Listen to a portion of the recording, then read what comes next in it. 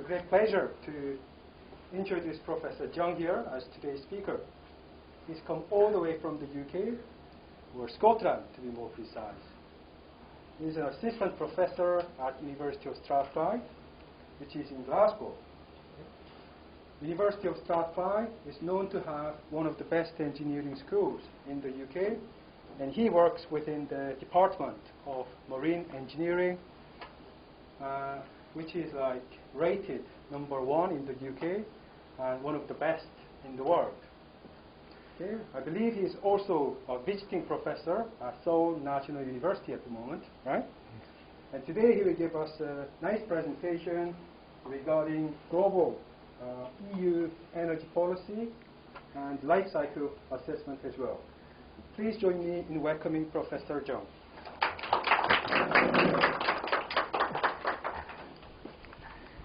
Hello, everyone. Very nice to meet you guys. I'm really honored to be here today. I was born in Daegu. I was grown in Daegu. So I spent the most of my youth time in Daegu. So I went to the Youngshin High School, whether you know or not. That was one of the closest high school to Kyungbuk National University.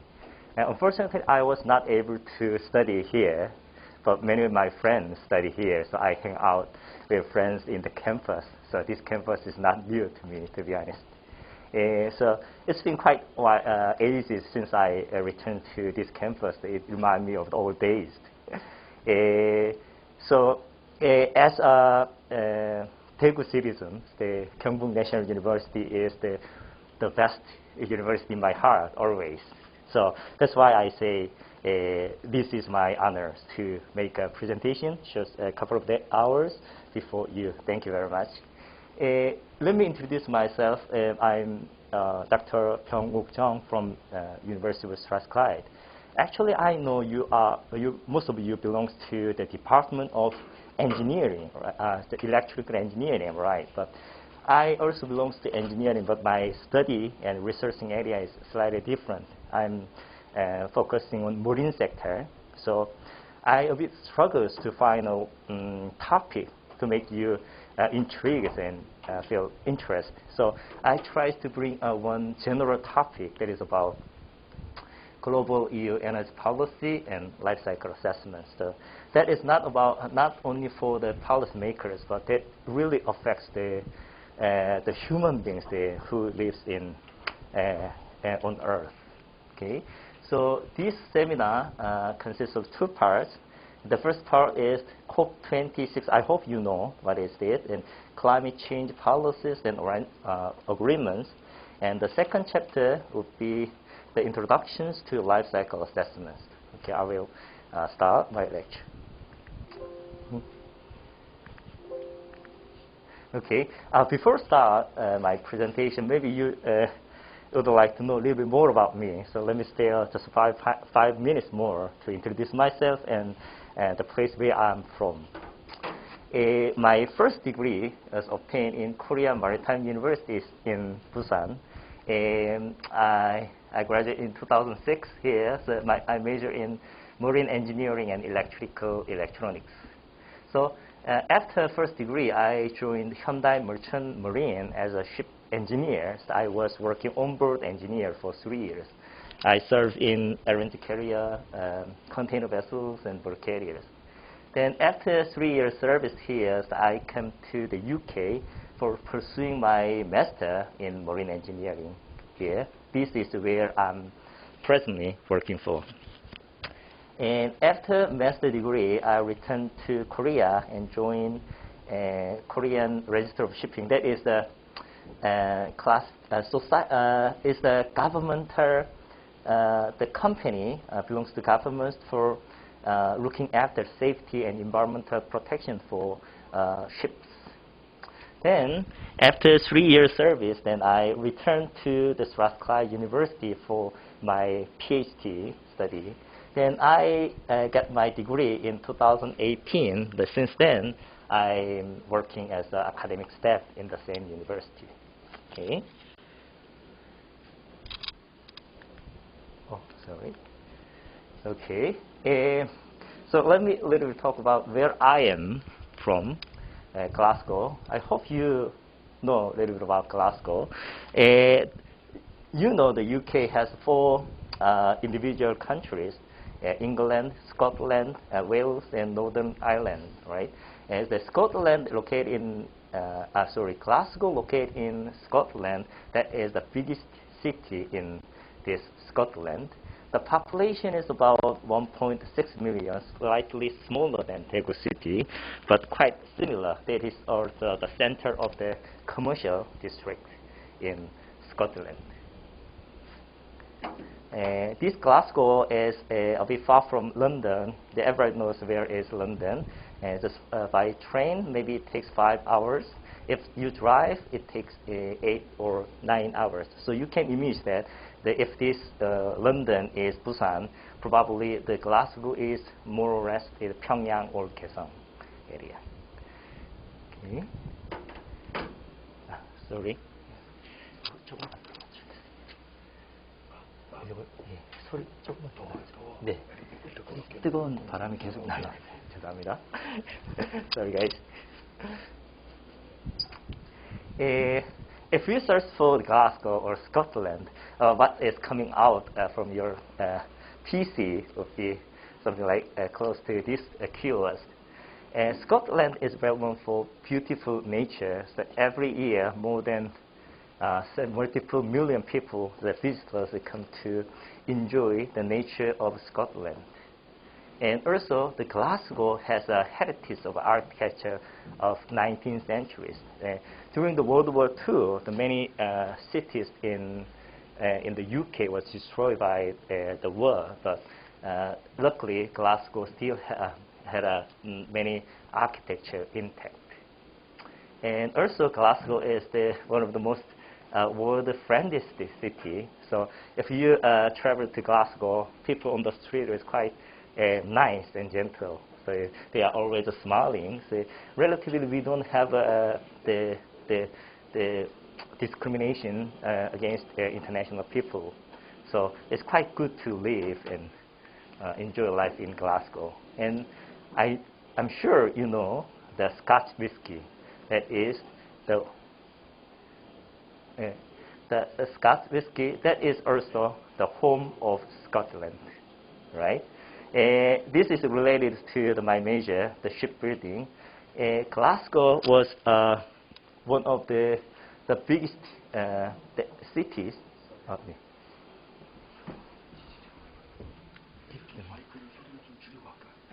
이것 때문에 그러는 거네?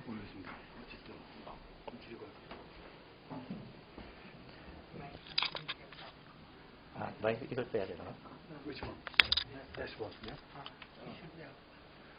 좀 높여자고요. 이거 should be here. Okay. 그렇군요. 네. 네. Yeah, it's well known for shipbuilding. It is 18th centuries that was the quite prosperity in shipbuilding in Glasgow. This is the Clyde Bank is crossing the Glasgow city that divide into north and south part, like Seoul. Hangang crossing the Seoul and divide into north and south. Along this Clyde Bank, there was a number of shipbuilding companies there. So also during World War II, there are a number of warships built here and served for trading. Okay, now there's more closing to the topics that I would like to discuss today. Also, Glasgow has this COP26. I hope you know what it is. This is the one of the greatest and the hottest this conference dealing with the hottest topic in the world, that is about climate change. So this COP26 was held last month since 1st November to 13th November 2021 in Glasgow. Actually, more than 40,000 people that come to Glasgow to join this COP26, and that is quite heated in terms of the discussion to how to respond to the climate change. So move to the University of Strathclyde, where I am. belong to.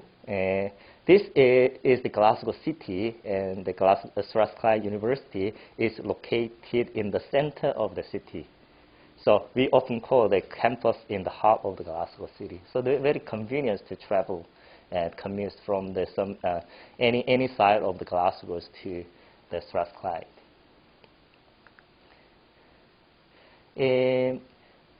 Strathclyde is the third largest university in Scotland, and we have 25,000 students in 2019 and 2020 academic year.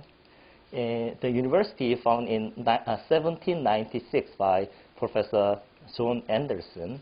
At the moment, this is the Industrial Revolution year, and universities more or less focus on the social science or philosophy at the moment. But he felt a strong desire to teach something useful for the contributing to the industry. So he established Strathclyde University with a theme, a place of useful learning. So now University of Strathclyde is very close to collaborating with industrial companies and organizations. Okay. And the University of Strathclyde has 4 faculties, 4 단과대학, Faculty of Engineering, and Faculty of Science, and Humanity, and Social Science, and Business Schools. And this 공대 단과대학 of Engineering has 8 departments, 학부, Architecture, Biomedical Engineering, and this is the Naval Architecture, Ocean and Marine Engineering, where I belong to. Okay, my specialty is lie in marine engineering, right? So now let's start to discuss this climate change policies and agreements.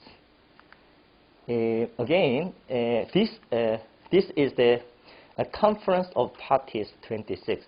Maybe you don't know about what is COP26, but you know the Paris Agreement, right? What is that? That is the agreement to limit the global temperature by increase by 1.5 Celsius degree, right? So 188 member parties agree that target, and they are strive themselves to meet that goal. So that agreement was made in COP21 in 2015 in Paris. So this is 5 years later. Then annually, these conferences take place in different areas. So 26 in 2021 took place in Glasgow, where the more than 120 member parties, countries, they gather together and just monitor how they achieve the carbon reductions, and they presenting their future plan, how they are going to respond to limiting the climate change. Okay. So this COP26 begins with a keynote speech by major leaders. The Boris Johnson is Prime Minister of the UK, and the Michael Charles, and then the Chair of the EU, then UN Secretary General, and Antonio, and the President of the USA, Joe Biden. So all these keynote speeches is indicating the same goal, that the current efforts is not really able to achieve what the limiting the increase of the global temperature by 1.5%, 5 Celsius degree. So that means they urge the international leaders to upwards, they increase the efforts and be more proactive to responding to the climate change. So also President the Moon of South Korea leader has declared the 3 premises in this COP26. The first one is reducing greenhouse gas by more than 40%. Then joining the international methane pledge. The second one is leading the International Forest Restoration Corporation as collaboration with the North Korea. Then third one is contributes to eliminating all coal power generation by 2050. His promise is quite proactive and ambitious because last year, just October 2020, the South Korea just declared carbon neutrality. Then 1 year later, in 2021 October, they established carbon neutrality scenarios by how to achieve 40% reduction by 2030. Actually, the original plan was reduction by 26% only. But now they increased the reduction rate by 40%. That is quite aggressive and proactive. Then, 1 month later in the conference, this the premise to join the methane pledge. This is to agreement to reduce the methane 30% by 2030. Right. So key outcomes of COP26 can be summarized like this. So I try to highlight key wordings like this. Then we will go through one by one together. So the first one is, the first outcome is to reaffirm the global commitments to curb global average temperature rise by 1.5 Celsius degrees. The second one is that making efforts to phase down coal power plants without abatement devices. We have some behind story for this one. Actually, the original agreements had a wording of phase out of coal power generation. But due to the strong opposition from India and China, it was revised to phase down from phase out just before the adoption. So there is quite fierce debate using which wordings they used for the agreement document. But now we just agreed to have phase out. So I will discuss why China and India tried to defend to have phase down rather than phase out for coal power generation just later on. Okay. And also, 103 countries from countries joining this global methane pledge to reduce 30% methane by 2030. Then again, affirming the importance of all forests in limiting global warming to 1.5 degree. And lastly, the member parties expressing strong desires to complete the detailed implementation of market-based measures. That is also very important. We will go through. And actually, these these market measures was established in Article 6 of Paris Agreement. But in Glasgow conference, they start to set up detailed implementation plan how to apply these market-based measures for energy sector. Okay.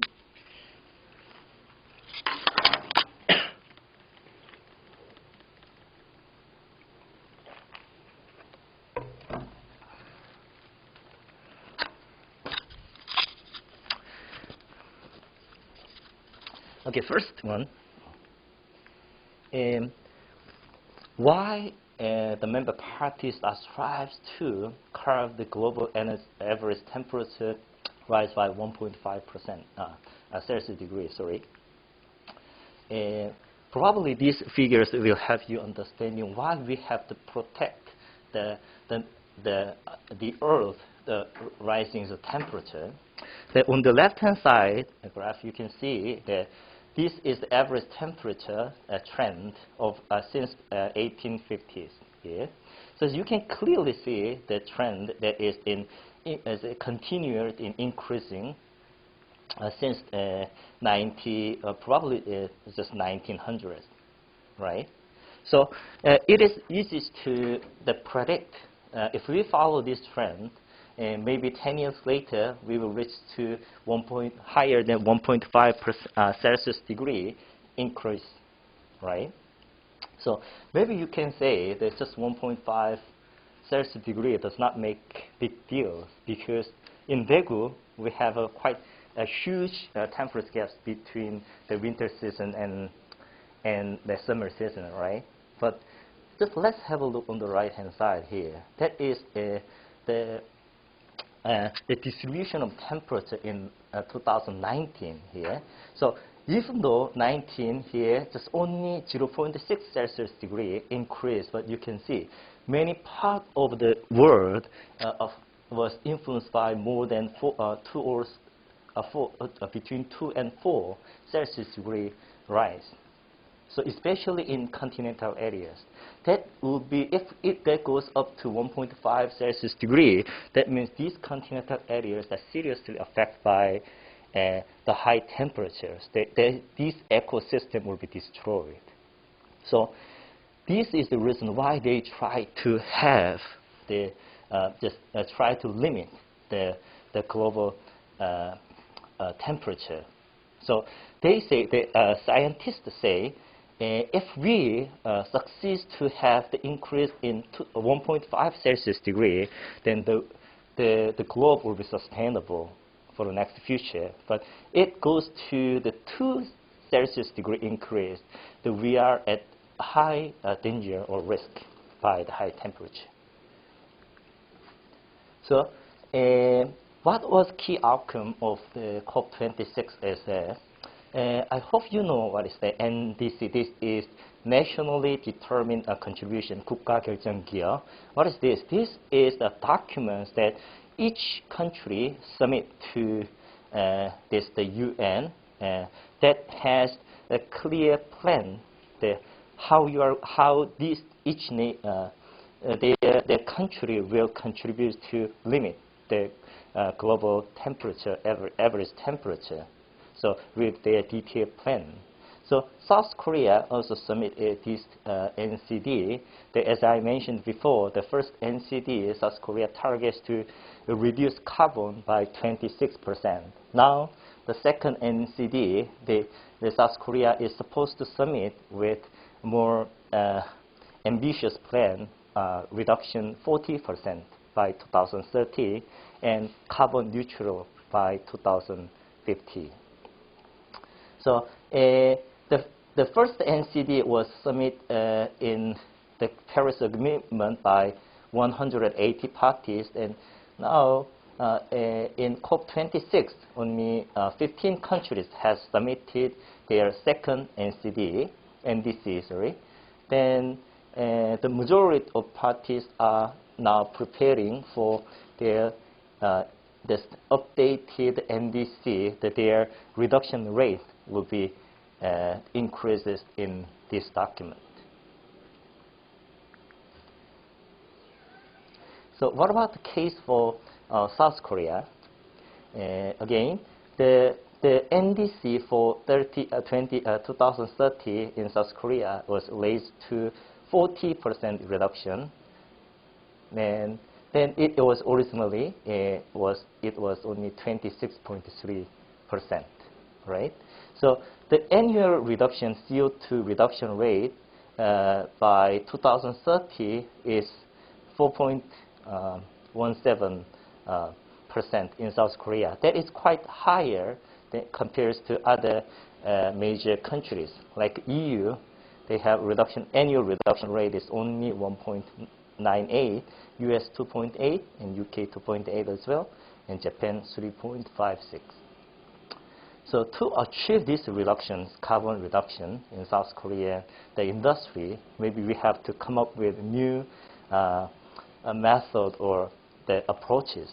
Probably there can be some examples, and reduction of coal power generation and expansion of new and renewable energy, and the energy efficiency, developing the energy efficiency, the method through technology development. And we need new innovations and many emission reduction measures to be applied for every sector of industry.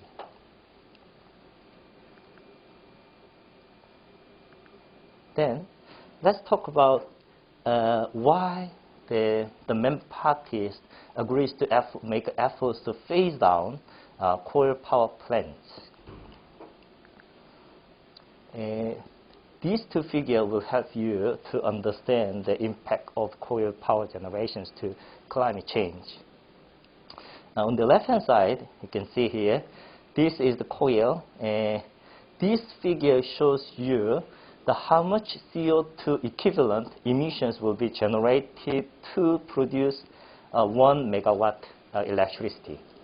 You can see coal that is much higher compared to the energies more or less renewables, right? So these groups are the fossil fuel-based power generation. These are close to renewables. So in terms of the impact, probably the coal is more than 100 times, right? It's close to 100 times bigger than renewables. But move on to the right-hand side pie chart here. This is the world energy distribution, just the share in the world. You can see 38% of power generation is made by coal firing plant. So another 23% is from the gas, is natural gas firing. You can see hydropower is only 19%, and still renewables are less than 10%. Right? So without reducing these power generations, we are not really able to achieve the climate change crisis. We are not able to tackle the climate change crisis. So this diagram shows you why India and China is trying to defend the wordings phase down rather than phase out. You can see the black one that indicates the coal here. The many countries that still they heavily rely on coal power generations. For example, Australia, India, and China as well. More than 60 or 70% electricity comes from coal power generation, and as well as Estonia. And Japan, Korea as well, more or less 30%, more than 30% belongs to coal power generation. So that is quite challenging to remove the coal power generation for those countries, because coal power generation is one of the cheapest way to produce electricity. But if they are just urged to replace this power generation with renewables, that means the energy prices would be quite increased high. Right? So is there any possible solution just in order to replace of the coal power generation? I think Japan take a quite innovative step. The Japan start to build a power plant is using the mixture of coal and ammonia. So they are using the mixture of gas mixture with coal and ammonia. Ammonia is carbon neutral fuel. So if they are mixing together, then CO2 emissions will be reduced. So Japan's largest power generation company, Tokyo Electric Power, built up a new infrastructure power plant, and where this ship will supply the ammonia fuel, and that transfers through this pipeline, and this area will be built with the coal and ammonia power plants. So if this is successful, maybe rather than just phasing out the whole coal plants, then we can introduce the energy sources into the existing infrastructure. Right? Then, okay. Third point, why the member parties are joining the global methane pledge to reduce 30% methane by 2030. Again, let's see, the second largest energy sources to produce the power in the world is the gas. That is natural gas, right? 20-30%. You can see here natural gas has also quite high level of CO2 emissions to produce electricity, right? So see here, this natural gas is the carbon mixture consisting of methane, and more or less 96% of natural gas consists of the methane, this one. And the other 2 or 3% are mixture of ethane, propane, and butane. What is the impact of methane into to the global warming potential? See here, the 1 kilogram of methane has the equal or greater impact on global warming than 21 kilogram of CO2 here. So if we use the natural gas, therefore power planting or for different industry for energy sources, so we need to extract the natural gas from the energy well, right? Yeah, through this process,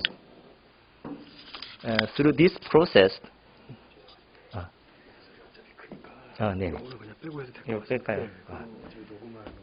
네. 네,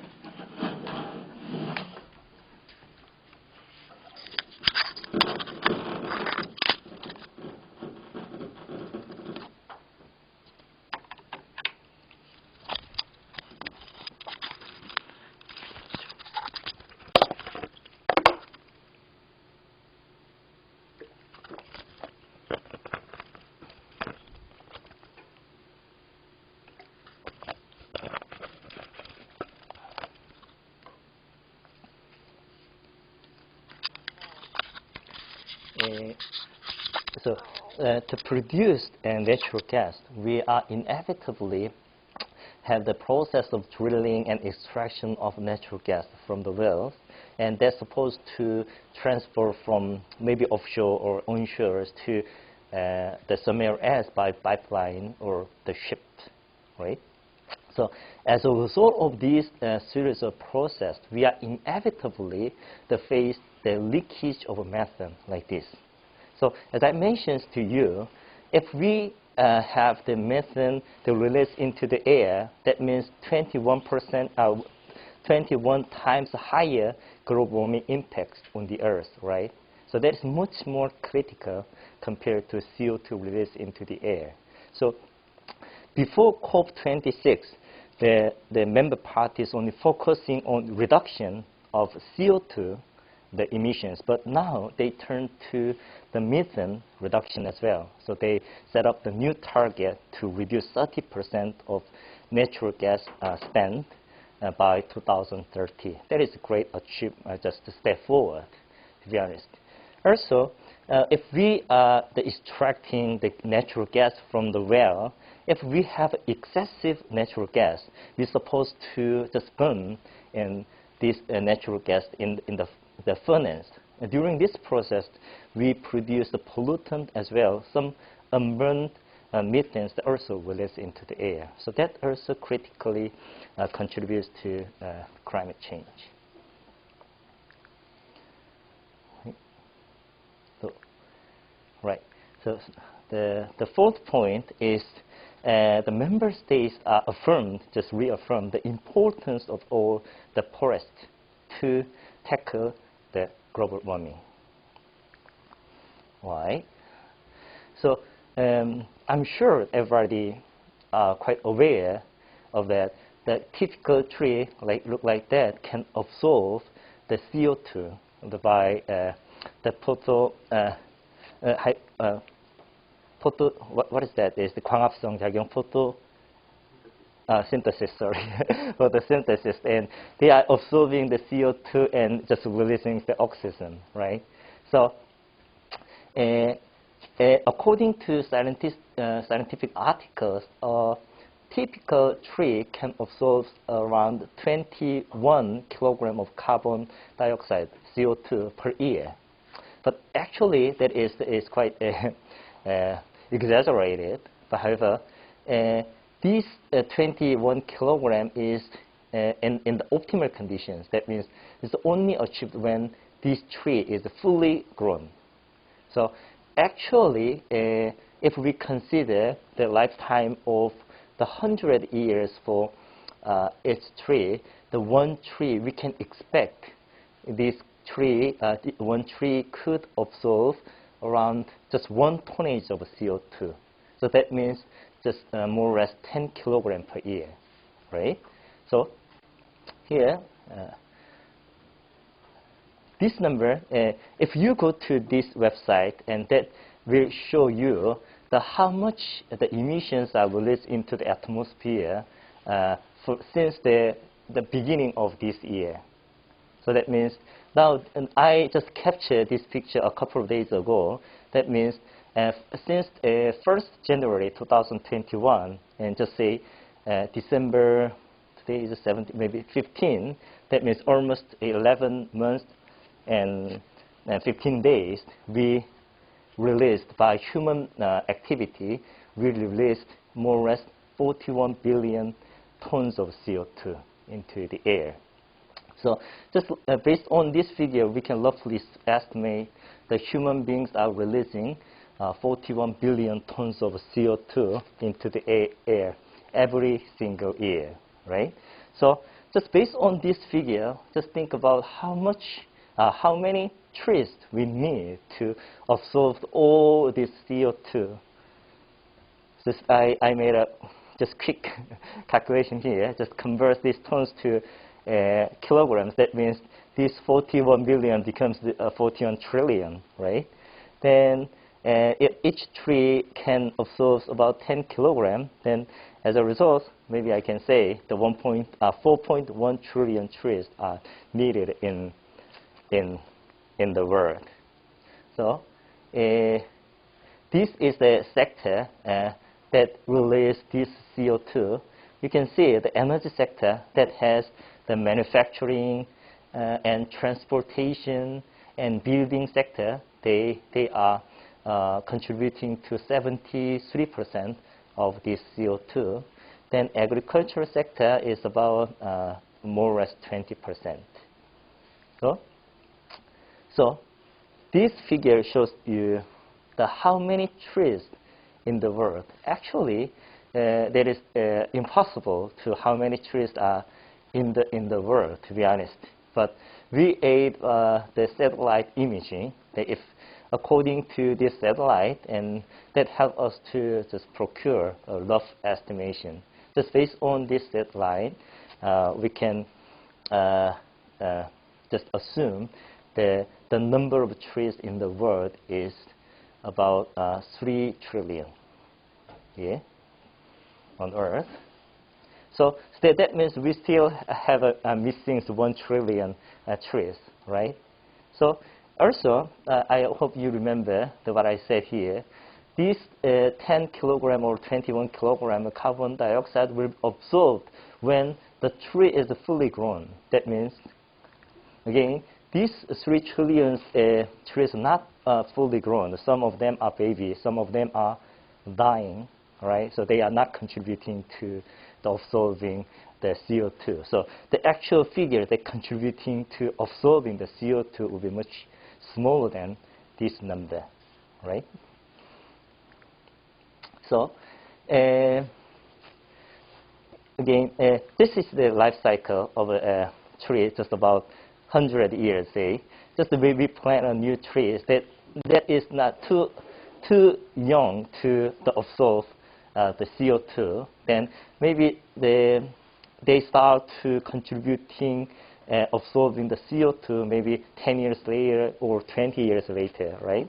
Then when it becomes the 80 years or 90 years, they are starting to get withers, then losing the ability to absorb the CO2, right? So we have to think about only this stage of life when they are fully grown to mitigate CO2 emissions.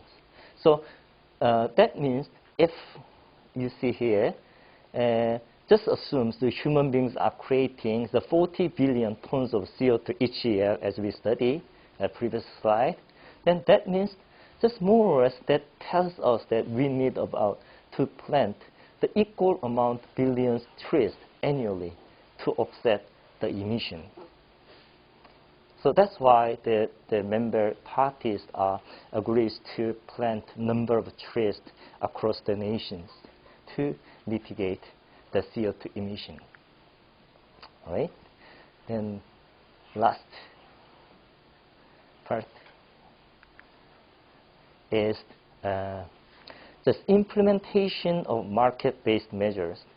Okay, that with the member states are discussing the detailed plan how to implement this market-based measure that is stated in Article 6 of Paris Agreement. Yeah. And when it comes to the market-based measures, we have to consider 3 different types of systems, market-based measure systems. The first one is emission trading system. The second one is carbon tax. The third one is carbon border tax. They are working slightly different one another. Just let me explain what are their concepts. For emission trading systems, the South Korea and European countries are adopting this system.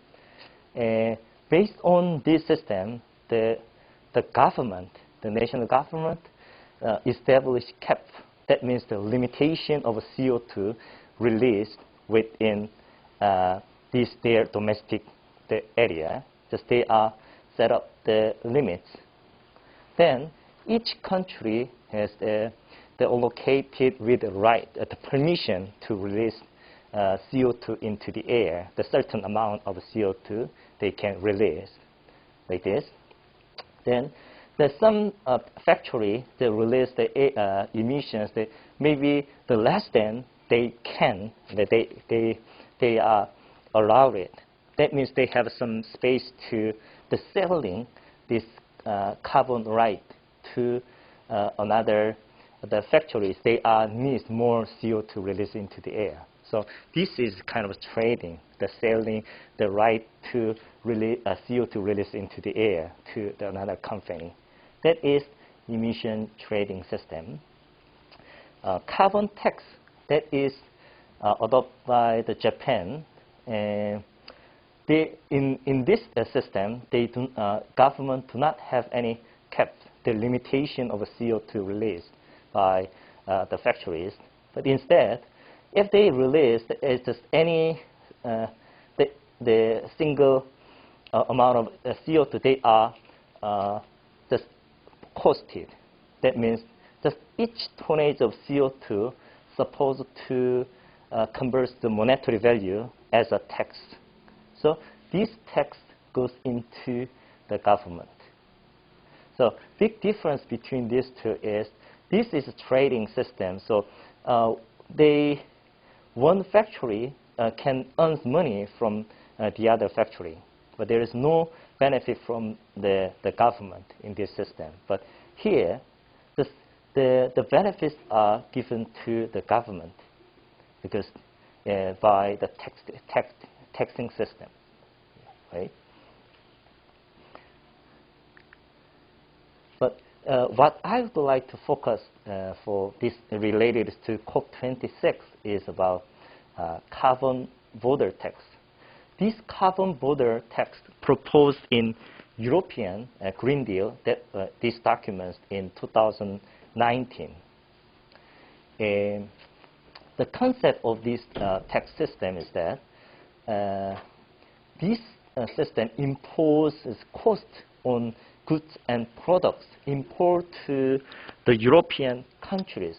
If these goods they produced outside of the EU emits more carbon than just locally produced ones.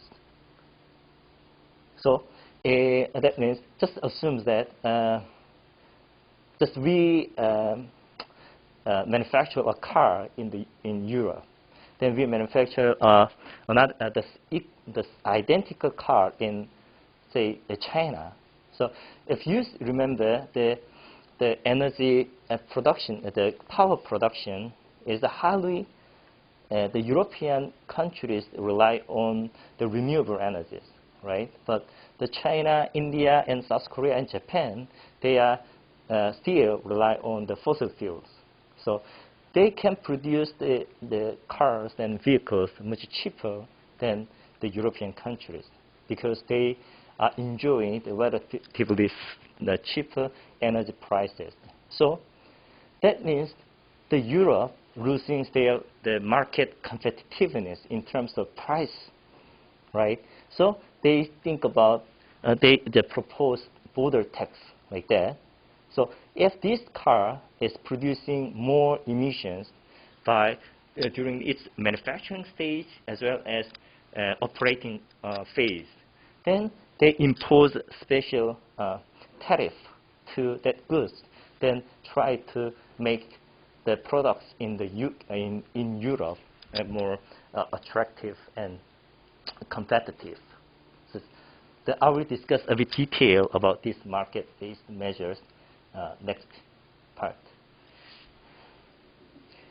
All right. So this is my first part, and the next part I will discuss a little bit about life cycle assessments, basic concept of life cycle assessments, and how these life cycle assessments will be used for the climate change policies. So, shall we take a break and then? Okay. You can have like a 10-minute break, and we'll be back at 3 o'clock. Yeah. Thank you. Thank you.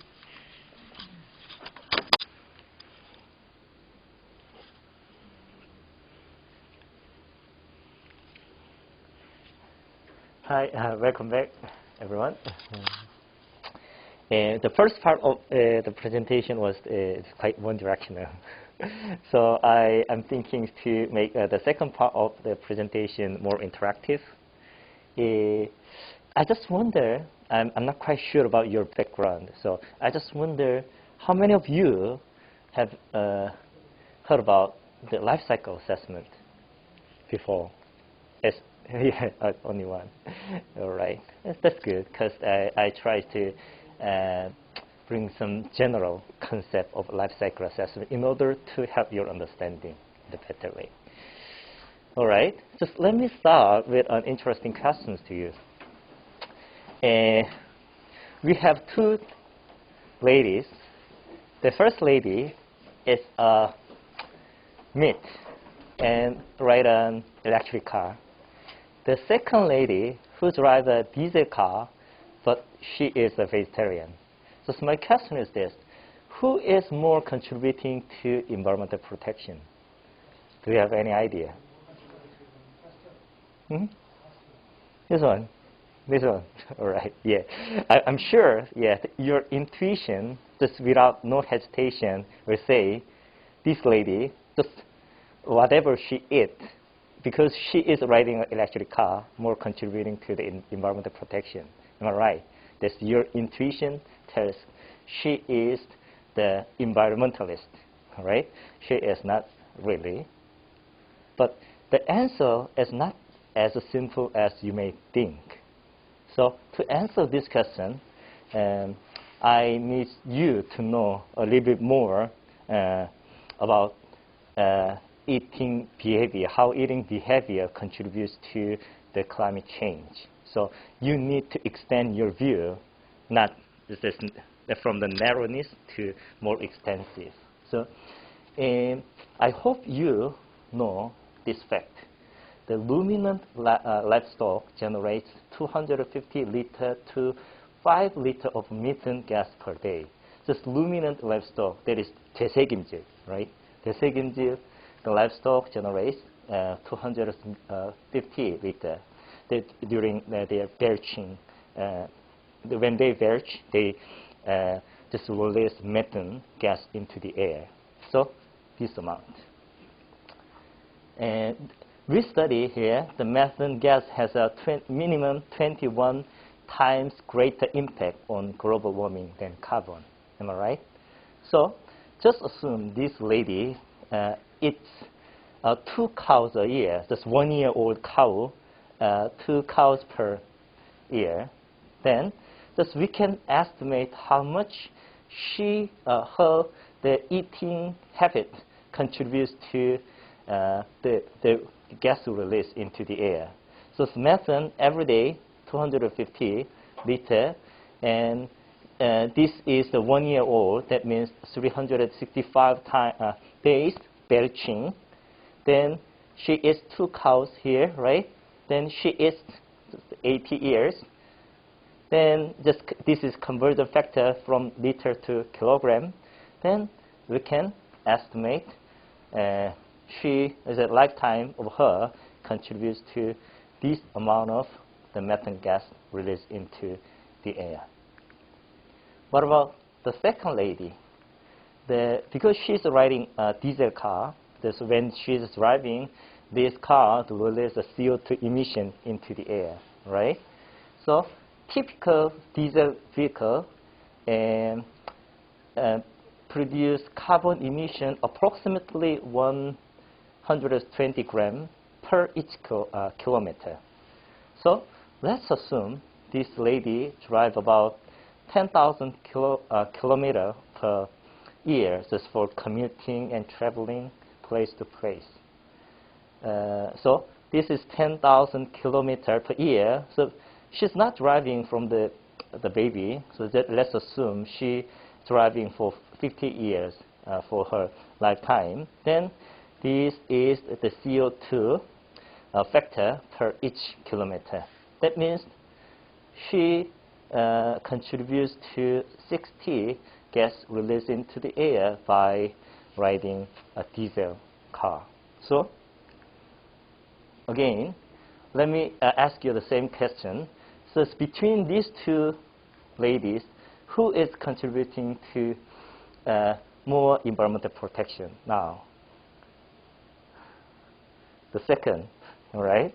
Because this lady is contributing only 60 tons, but the first lady, her eating behavior is contributing about 113 times more than this lady, right? But the more surprised me, this lady contributes to of methane, right? That is 21 times higher impact on CO2.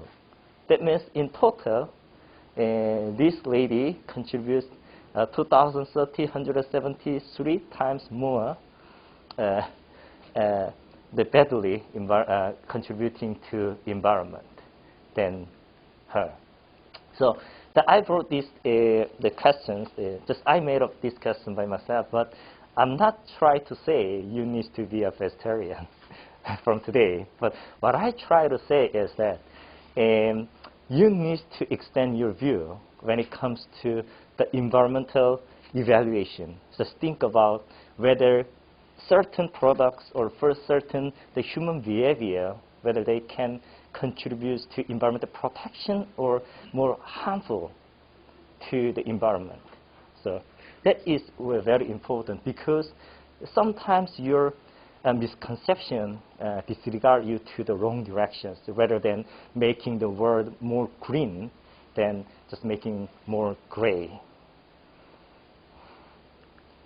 Okay, so I believe this is the time that requires a paradigm shift in the conception of environmental evaluation.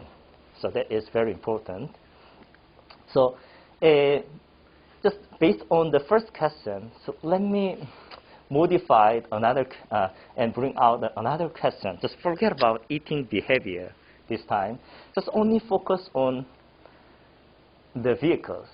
So the one vehicle is the electric car that the lady who eats meat was riding. Now this car is the vegetarian car, but this is diesel. So what if we compare these two vehicles?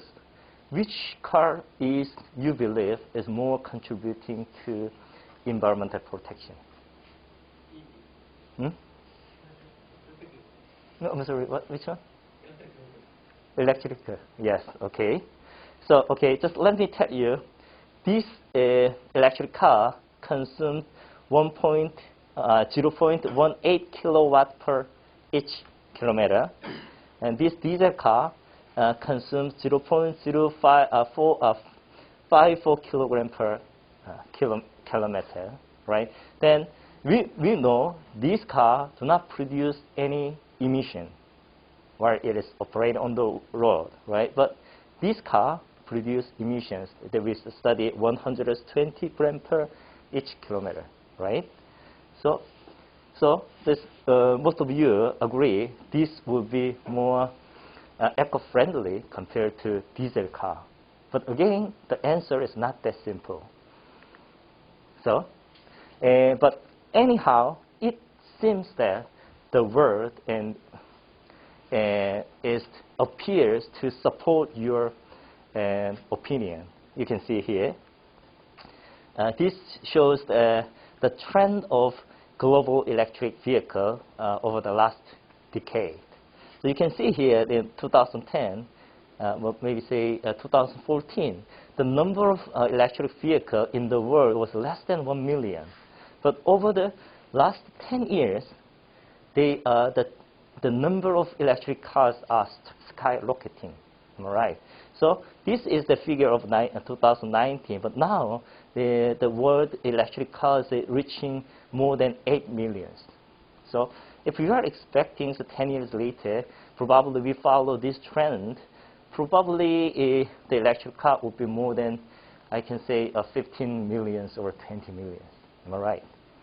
Right?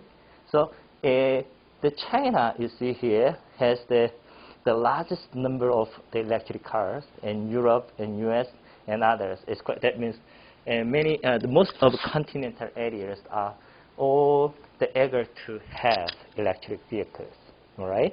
So on the left-hand side, it shows how many cars in the world today. Just a rule of thumb, I can estimate the number of world vehicles is about 1.4 billion now. So if we convert all cars into the electric cars, that means can we achieve the environmental protection by reducing global warming? Do you agree with me? Yes? All right, let's see. Before answering this question, I hope you remember the different electric, the energy share for electric power generation. Yeah? Just let me ask you another question. We have two identical electric vehicles. This number one is manufactured in China. The number two, the same vehicle but manufactured in Norway. The China energy production industry rely on 30% from coal and 23% gas power. I'm sorry, that is more than 30. Maybe that will be 60 coal power. But anyway, in Norway, 95% of energy are supplied from hydropower. In that case. So just think about the factory in China and Norway receive the power to manufacture these two same cars. But what about, do you believe that if we consider the manufacturing process, do they make the same amount of emission into the air, or they make differently? Which is correct?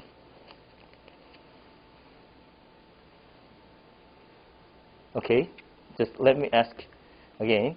So just assume these two cars, and just we have these two cars. One car is operated in China, the other is operated in Norway. So to drive this car per each kilometer, it requires 0.18 kilowatt, right? Both in China and both in Norway. But in China, these electricity produced by coal power and gas power, but in Norway, this electricity produced from hydropower. So when we produce this electricity, do you think the same equal amount of emissions would be released into the air, or totally different amount of emission will be released into the air? Which one is correct?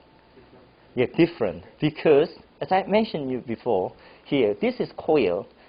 You can see this is a functional unit. How much CO2 will be released if we rely on coal and natural gas, right? But if we rely on hydropower here, that is much smaller than these two. So although we have the same vehicle, their environmental performance are totally different depending on how they receive electricity. Am I right? So let's go back to our original question again. So now we talk about the diesel car and electric vehicle here. So this diesel car receives 0.054 kilogram per each kilometer, right? Then this one is the same, 0.18 kilowatt per kilometer. So now let's extend our view is more widely from the beginning of the energy production to the end of its use, like that. So here, to receive the diesel for this vehicle, we need oil extraction, right? Then this extracted oil is go through the refinery for the purifying, then stored in the storage, refined oil, then maybe shipped to this diesel car, and this diesel car burn the oil, then release CO2 into the air, right? This is the life cycle of the diesel fuel for this diesel car. Am I right? What about the electricity? What about electricity? Life cycle of electricity for this electric vehicle. Just let's assume this electricity is come from the natural gas firing plant. That means we need natural gas first. So we need extraction of natural gas from the well. Then we need a refinery for just purifying it. Then we need a storage. Then this one fed into the firing plant. Then this energy converts to the power. Then we need a storage. Then electricity grid. Then supply to this vehicle. But only benefit is this car do not produce any emissions while it is being used, right? So this is the life cycle of electricity from the natural gas. This is the life cycle of diesel fuel for this one. So to answer our question whether either diesel or electric vehicle is better than the other, we have to think about these holistic emissions, not only focusing on these two vehicles. Am I right? So what we can see here is the individual life stage of this diesel or the gas or electricity has contributes to the releasing emissions to extent, right? So that means we need to sum them up all together. Then the total emission should be compared to the counterpart. Am I right? So this is the concept of life cycle assessments that gives us better idea which one is a truly better option than the other. Okay, so here, if we consider this different composition of energy uses depending on the country, I just calculated how much CO2 will be released per each kilowatt hour by each country, just in advance here. So I'm sorry, I think many of you are from India. So India is the worst.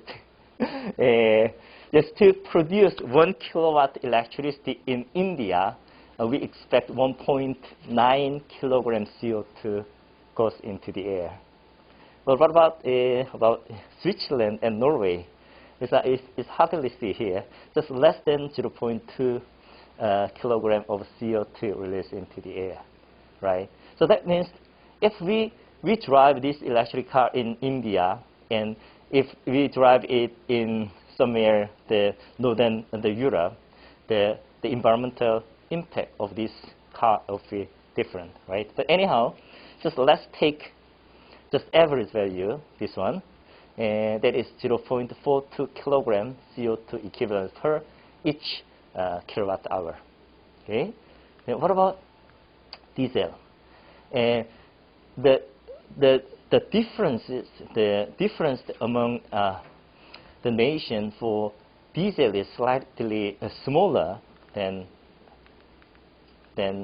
this electricity, but still, the India has the highest level of CO2 released into the air, and the Brazil and some European country is relatively small. But anyway, the average is 0.33 kilogram CO2 per each kilogram of diesel. Plus, this is the environmental impact for producing diesel. But we have to think about the emission for driving this car as well. So we know that is 0.1. That is gram, right? The CO2 kilogram. So just let's take this average value. Then here, if we compare these two cars again, so just to drive 1 kilometer, this car requires 0.18 kilowatt per kilometer. Then this is the CO2 factor, the average factor. Then thereby it requires this amount of the CO2 emissions. But in diesel here, this is the factor for the emission factor for each kilometer. Then this is the CO2, how much released for this kilogram. Then this is the energy production stage. And this is operating stage. So when they are added up together, then final the emission for this diesel will be the 0.138 CO2 kilogram per each kilometer. That means this diesel contributes double to the climate change, the global warming. But do you think this result is always applicable to any case? Maybe not, right? Why? Because this calculation is we just adopt the average values. But if we take into account the real situations depending on the nations, the results it's quite controversial. You can see here, this is the yellow orange one is for electric vehicle, then this blue one is for diesel. And here, if we drive this electric vehicle, France, Brazil, UK, Germany, and US in something like this country, we can see the benefit using electric vehicle because they are producing less emission here, right? But what about Japan, Korea, and Australia, China, and India case? Now, the CO2 from electric vehicle is higher than diesel cars. So this is not the matter whether we drive electric vehicle or not. This is matter where this electricity comes from. So if we decided to make a contributions to climate change, that means we have to extend our view, not limitedly to the vehicles, but to from the beginning of the energy, original primary energy sources, right? So here, let me ask you another question. Is there anything wrong with this current trend with the electric vehicle? Could you identify what goes wrong with this trend?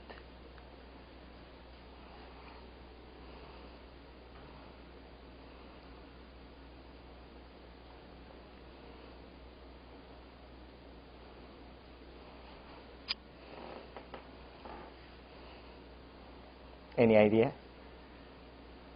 No? Not really? Okay. let's see here. Oh, sorry. Okay. Okay, this is not here. Okay. So, do you remember what the energy, the share to produce electricity in China?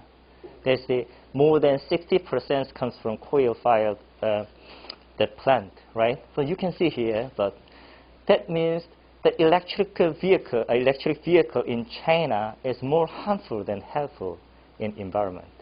But you can see here, the current trend of China, the number of electric vehicles, they are having the largest number of electric vehicles, right?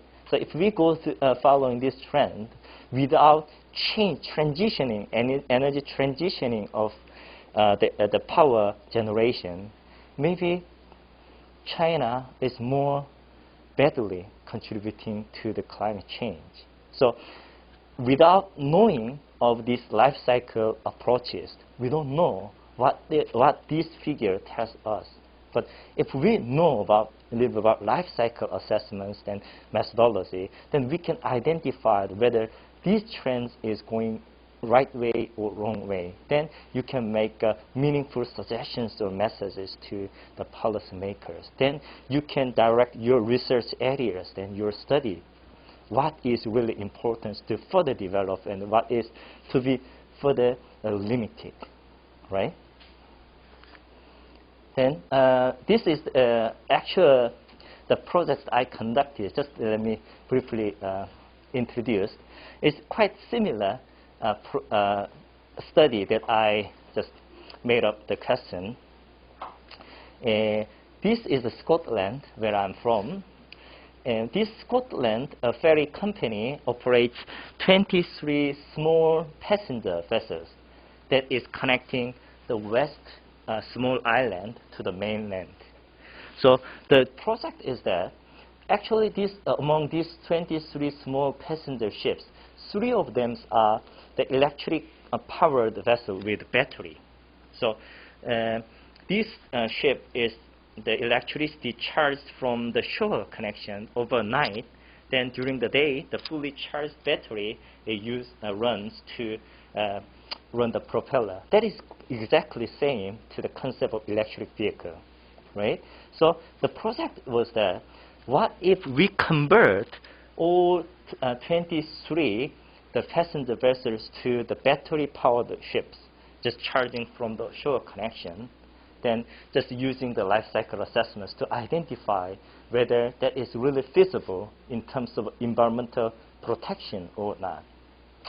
So then also I made a conceptual design and just imaginary dispatch this fleet to the number of different countries using different level of the different types of electricity generation. So this is the summary of result here. You can see this reference line that indicates the level of CO2, lifetime the CO2 when these vessels are operated in 30 years by diesel fuel. Then this the bar chart shows how much emissions will be released if they are converted to the electric vehicle, then dispatches to the number of different countries. So this figure tells us the same result. If this the battery ships are operated in Australia, China, Czech, and India, Japan, and and Poland. That is not really feasible in terms of environmental impact because they are producing more emissions than just using diesel, right? So, right, okay. So, but just I try to just change our view to a slightly different way. Let's go back to the 2 identical the electric vehicle again. So just assume this first, the electric vehicle, is produced by the non-EU, just say China. Then the second one is produced by the EU, just say the UK. Sorry, maybe Sweden. As I mentioned to you before, the coal is the cheapest energy to produce power, right?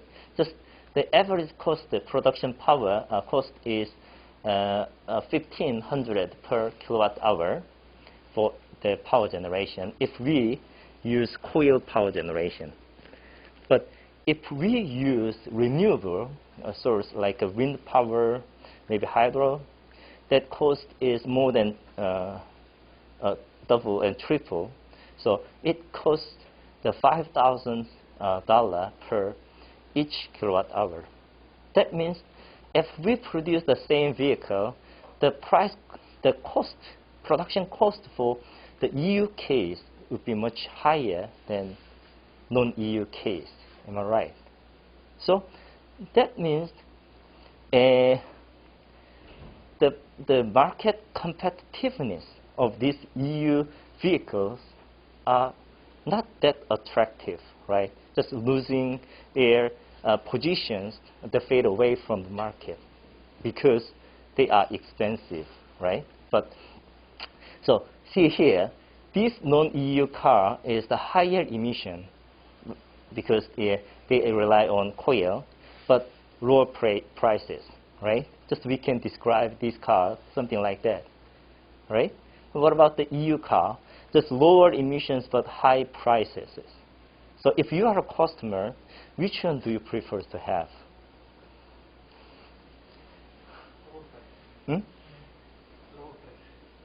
Lower price. Yes, that's true. So you don't care about emissions, but we care about prices, right?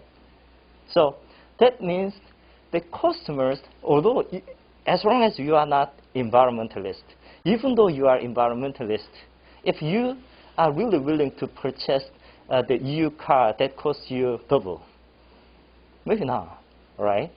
So here's one question to you.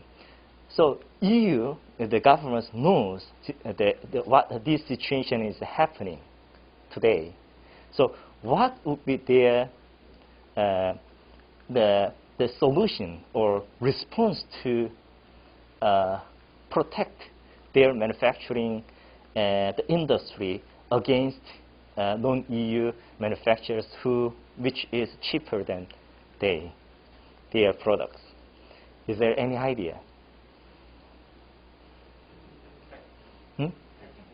Tax, exactly, yes. I hope you remember that I introduced you carbon border tax that was proposed in 2019 in this document, Europe Green Deal, here. So again, if we have the EU maker electric vehicle, the lower emissions, higher prices.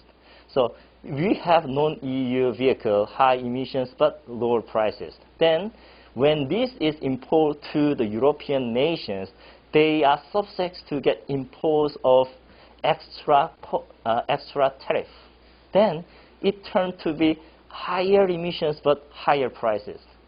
Now I ask you again, if you have these two options, the EU and non-EU vehicles, which is lower emissions but higher prices, this one is higher emissions but higher prices, which one will you prefer to choose?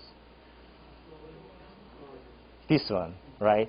That is the current strategy the EU tries to have. So, this seems like a selfish, to be honest, right? But this is the method how they can move the outside EU to more proactively engage in the climate changes, just by transitioning of energy from phasing out coal and moving to the renewable energies. Okay, it's quite a strong drive, isn't it? So, but another question is here. By the way, do you know how they can measure whether this car produce higher level of emissions or not? So because if you are the EU citizens, then you can measure how much emissions that will produce by this car. Just you can measure it, and then we can record it. But what about the car vehicles that is manufactured in outside the EU?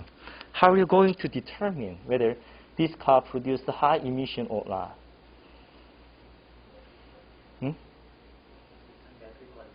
I'm sorry, I can't. Battery quality. Storage. Battery technology.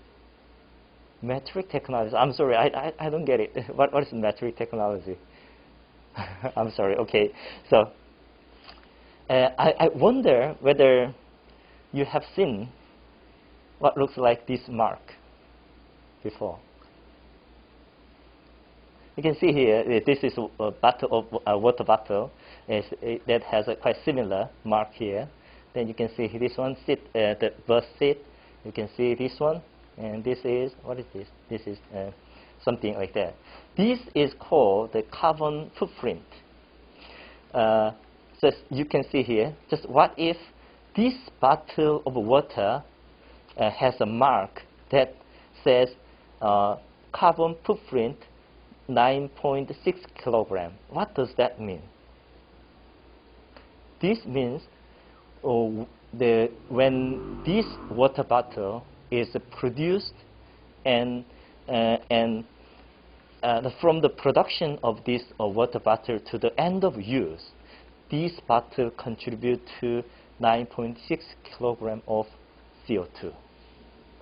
So this carbon footprint means the total amount of greenhouse gases that includes CO2 as well as methane that are generated by life cycle of this product. That is not only for using stage from the beginning. That means production of that plastic, then manufacturing to the bottle, then using, then recycling as well. So this carbon footprint was firstly introduced by the British food company workers. These workers is as popular as 새우깡 in Korea. So the most of the this is beloved by the UK citizen as a common food. And anyway, these workers state 75 grams of carbon footprint that was generated in the entire process of producing this bag of potato chip. So producing stage that contributes by 44% of the CO2 release. Then this is the making chips, then packing, transport, and use, and this is the end of life. So the total process contributes to 75 grams of CO2 equivalent. Then this carbon footprint attached to this bag was making a quite big sensations in the UK. Then the many other British customers are really in favor of seeing this carbon footprint. And many companies follow this the environmental evaluations for their products. So now, what Europe will take a stance is they are going to use this carbon footprint with carbon border tax. That means when you assumes when you produce any vehicle, any goods or any products outside Europe, then you want to import these ones to the inside Europe. You need this mark that tells this vehicle how much emissions would produce this vehicle from the beginning to the end. Then they can compare this mark with the counterpart of the Europe. Then the gaps, maybe just say 5 tons of CO2 equivalents produced in the Europe side. What if the China side produced 7 tons. That means the tariff equivalence to this gap, so 2 tons, will be imposed on these vehicles. Does that make sense, right?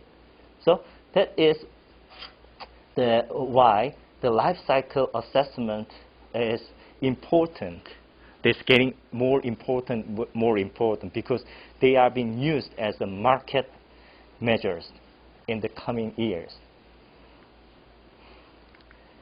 Right? So this is the EU life cycle energy footprints. That means the EU has managed to estimate the life cycle carbon footprints for all types of energies produced in the Europe side. So they are categorized into 4, like the renewable energy and metal-based energy, bioenergy, and the fossil fuels here. Then they developed all possible scenarios from the cradle to grave. Then they identify which scenarios are able to reach which level of CO2 reductions, like that. So obviously, we know the renewable energies are really able to achieve more than 70% of CO2. That is quite common knowledge, isn't it? But this renewable energy has some technical limitations, and also they faced many the economic unfeasibility, because especially that we are expecting energy transitioning from coal or natural gas-based power plants to something else. But there is a question, really renewable, the wind power or solar power is able to cover that shortage, because that is quite challenging in terms of economic impacts, also feasibility, and they are also think about the areas we are planting the farms, the wind farms, and etc.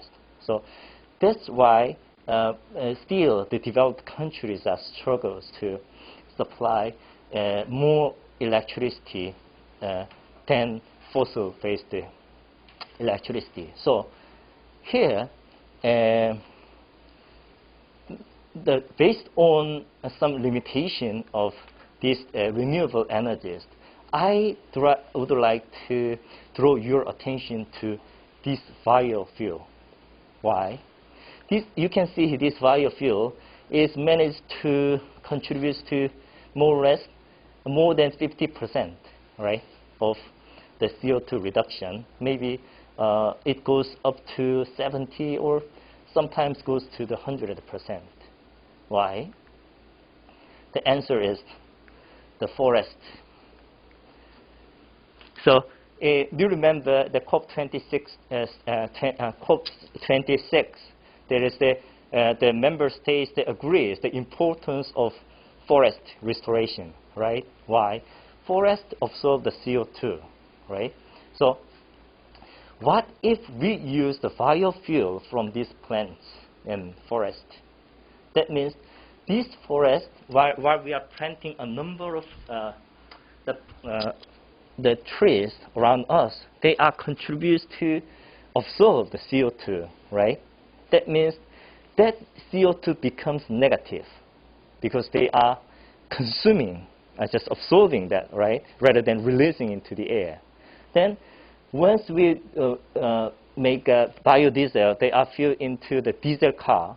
They produce emissions to some extent. But we see here, this graph tells us, this negative value is offset by this positive value. That means the amount of CO2 released into the air will be offset by the absorption by the tree. That means that becomes, that becomes the carbon neutral, just offset by plus and minus, right? So this is one solutions now the European countries are considering as a future solution, because this is a slightly different story, but you know, the internal combustion engine that has a quite high efficiency, but battery or some electrical devices has some limitations in terms of energy density and prices and etc. So if we are able to commercialize these biofuels for more a better way, then we can still use these internal combustion engines, and still we can expect lower emissions. Then that becomes more attractive. Right, this is the last slide for me. This is a summary of my presentations today. Just key outputs of the COP26 is clearly indicating the importance of energy transitioning to definitely renewable energies with wind turbine in replace of fossil-based fuel. So I hope you agree with that, how important, how urgent task it is. That is not the homework tomorrow, that is a task to be conducted today, just now. And the second, the conventional approaches for the environmental impact assessments that are conducted in industries today has some pitfalls. Then often misguide the world and governments to the wrong directions. Like you see, the China, they are really struggles to have a number of electric cars, right? So to correct this one, us from the being misconcept, I recommend you to know a little bit about life cycle assessment. Then that will be have us to evaluate the holistic environmental impact of various energy sources and technologies. This life cycle assessment is applied to everywhere, not only for the energies, technologies, and human behaviors, and lifestyles, the buildings, and everything. And also, I hope you are aware of the global and EU's stance, how they are going to use market-based measures to in collaboration with life cycle assessments and as a form of carbon footprints. So that will be a game changer. Then that will control the price of the products and change the technologies to be further developed and to be demolished. Right? So that is all from my side. Thank you very much.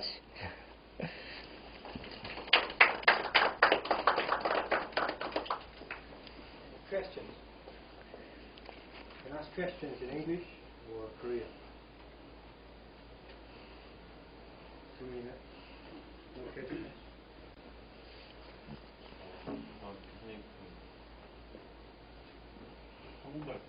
네, 한국말 잘합니다. 일단 강연 너무 감사드립니다. 이런 동영상에서 그 라이프스타일 어세스먼트라는 걸 처음 알게 됐는데, 처음에는 저도 이제 그 2차 이런 거 보면 한 단위로만 썼는데 이게 좀 더 넓게 바란다는 걸 깨우치셨던 것 같습니다.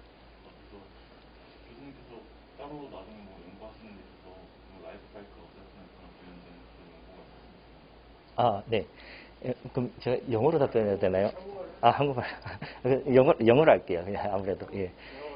The question is whether I do any research related to life cycle assessment. Yeah, actually, I'm marine engineering based. So the marine engineering is now transitioning to adopt new energy sources as well. So now we no longer able to use the fossil-based fuels, this carbon abundant fuels. So we have the transitioning to the carbon neutral fuels like ammonia, hydrogen, and batteries, what else, and something like that. So now what I'm doing is the life cycle assessments for using those fuels to the marine vessels and to see what is the optimal solution for future marine vessels.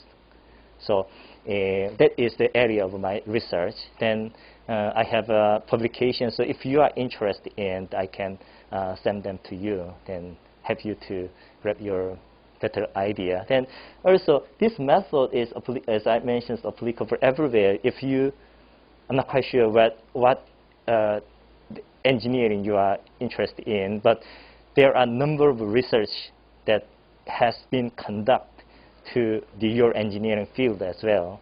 So that will help you get better understanding about life cycle assessment. Okay. Yes? You mentioned that ammonia is mixed with carbon dioxide, with coal, Mm-hmm. it's combusted. Mm-hmm. So does not have any other pollutants? Is it a pollutant? Pollutants, yes. Very, very good question. And actually, what is called N2O? What is it in English? That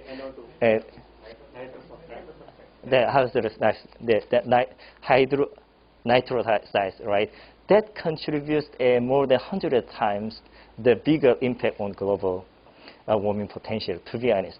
But that is kind of to the edge of the sword, because now we are developing the restrictions for CO2 and methane. We do not talk about this N2O yet. So if we used the ammonia, then we definitely need the capturing systems to this N2O not released into the air. So that is another issue, but that has not been discussed in detail. So if now as we focus on carbon reduction and methane, so we consider ammonia can be the good solutions to tackle these restriction policies or something like that. But your question is important that as a next level, we have to also take into account. So if we do the life cycle assessments, that tells us how badly impacts the ammonia released into the air as well. Okay. Any more questions? No? Oh, yeah. Is nuclear power generation eco-friendly or not? Yes. Yes. It's, yeah, I think I have to, this one. As we see here, this is the nuclear power. This figure tells us about how much CO2 equivalent emission released into the air. That means this is talking about air quality, the air pollution.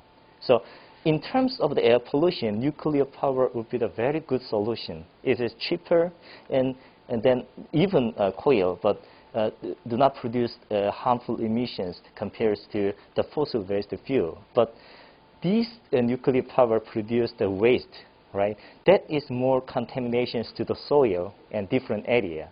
So if we do life cycle assessment as well, then we do not focus on air quality, but also we can think about the soils and seas everywhere.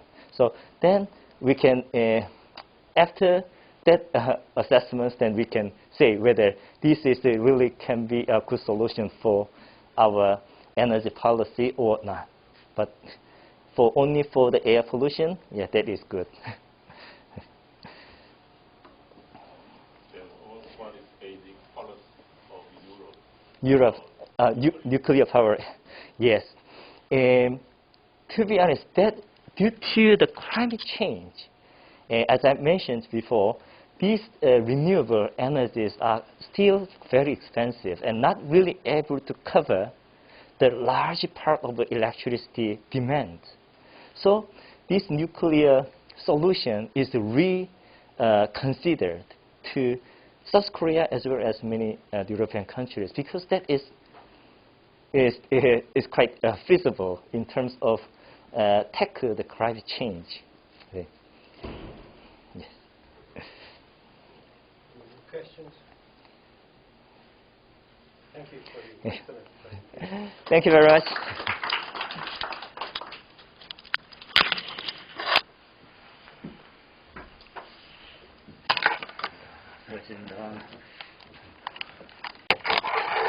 You can go now. Thank you. Thank you very much.